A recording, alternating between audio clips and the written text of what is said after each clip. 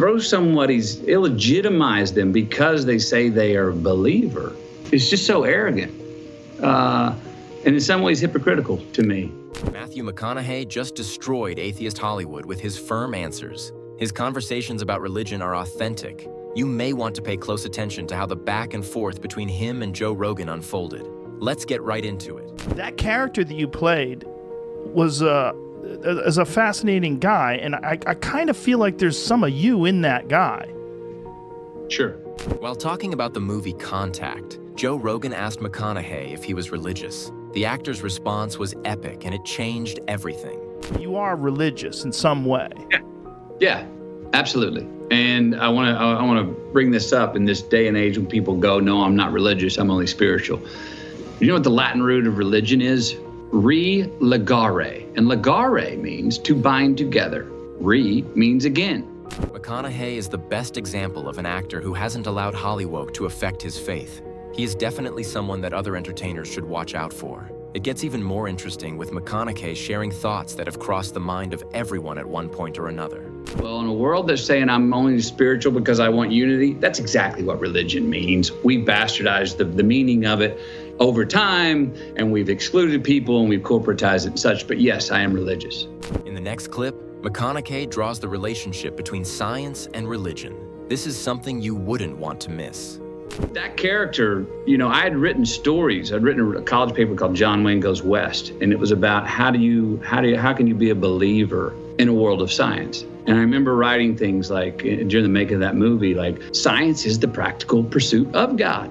McConaughey points out that it is possible to believe in God in a world of science. We hardly hear things like that these days. Rogan takes the discussion a step further by asking McConaughey direct questions about the Bible. This is where things took a shocking turn. Let's watch as it unfolds. I wanted to play a person that had that point of view of a believer in a world of science, not at the exclusion of science and not at the exclusion of belief.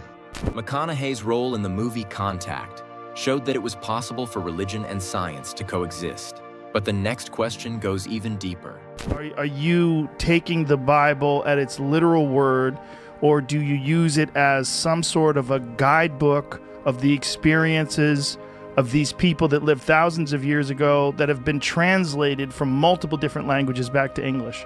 This is a question that many atheist Hollywood have. McConaughey responded in the most insightful way possible by saying that the Bible is loaded with deep truths about life. It's a circus book, or people that non-believers, and I'm like, well, it's still the best one going. There's a lot of great truths that come out of the Bible, and it is open for, and a lot of people, it has been interpreted and reinterpreted. It has been translated. It has been handed down. Many people say the Bible is a book for daily living. Let's hear from McConaughey how much impact it has on his personal life. Love your neighbor like yourself. I do know what to do with Matthew 6:22. If thy eye be single, thy whole body will be full of light. I do know what to do with some Proverbs that I can take into daily practice and go, oh, I felt my life. I felt improvement. I felt success in my relationships, in my relationship with the day, with my career, by following that. Many Christians often struggle trying to understand some stories in the Bible. From his perspective, here is why. Weren't exactly in simpatico. Sure. You know what I mean? Of Does that course. mean that you throw the messenger out? That you're like, oh, bullshit, you weren't following all that stuff. No, you take the message, the stuff that you can, that could work for you, that maybe they wanted it for you, they couldn't follow through on it themselves. There's certain parts of the Bible that have that too. You don't throw out the whole, I don't think it makes any sense to throw out the whole book. McConaughey calls out people that have written the Bible off because they feel they couldn't relate with the message. This prompts him to give a real-life analogy at the end of this next clip. We're doing in society now. I mean, we're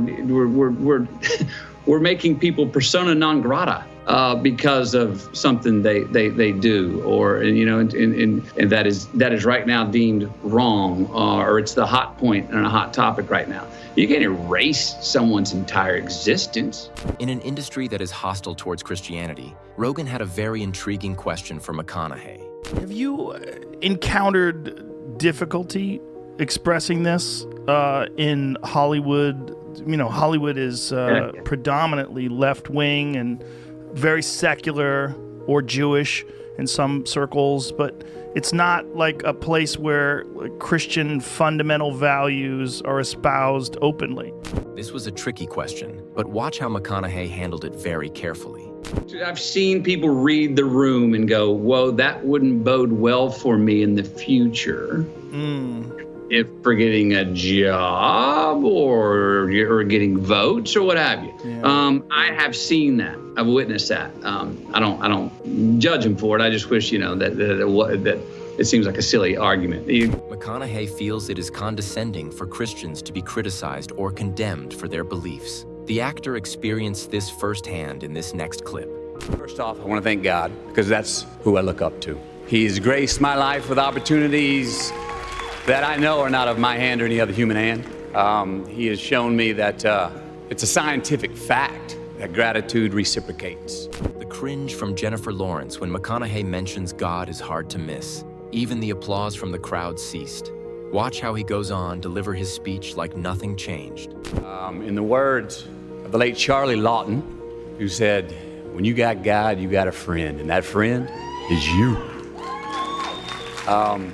10 years later, Matthew remains a force, a man full of dignity and confidence, with his aims set clear and visions pointing forward. Watch how he destroys the woke narrative with the right words. It's just so arrogant, and in some ways hypocritical to me. So many other entertainers have failed to identify with Christianity because they feel it's not popular and it could cost them jobs. But this can never be McConaughey, who is very intentional about life. In a different interview with Rick Rubin, McConaughey discusses how spirituality moves us through life. Would you say you are moved through life or you move through life? I think I move through life. Again, goes back to your head and body analogy. I'm very deliberate. I'm very intentional. This was an eye-opening moment for every individual. But McConaughey didn't stop at spirituality. He delves into how we can be more deliberate as Christians. I've always felt like God was going, there you go. Way to put your hands on the wheel. Too many of us just lay back and go, Inshallah, if God's willing. While it is easy for some Christians to settle for a passive lifestyle, McConaughey advocates for all who believe in God to be activists. His additional comments on the subject are insane.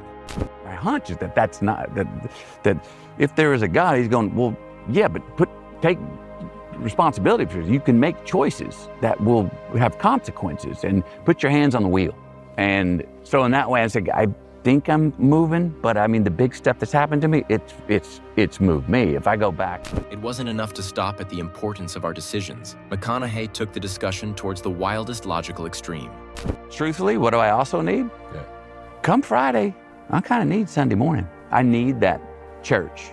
I need to go to that place to do inventory on the loved ones in my life, to do inventory on my week. These debates provide an insightful exploration of the rational basis for belief in God, inviting viewers to reflect on their own perspectives regarding religion, science, and the Bible. You will like this video too, so click here.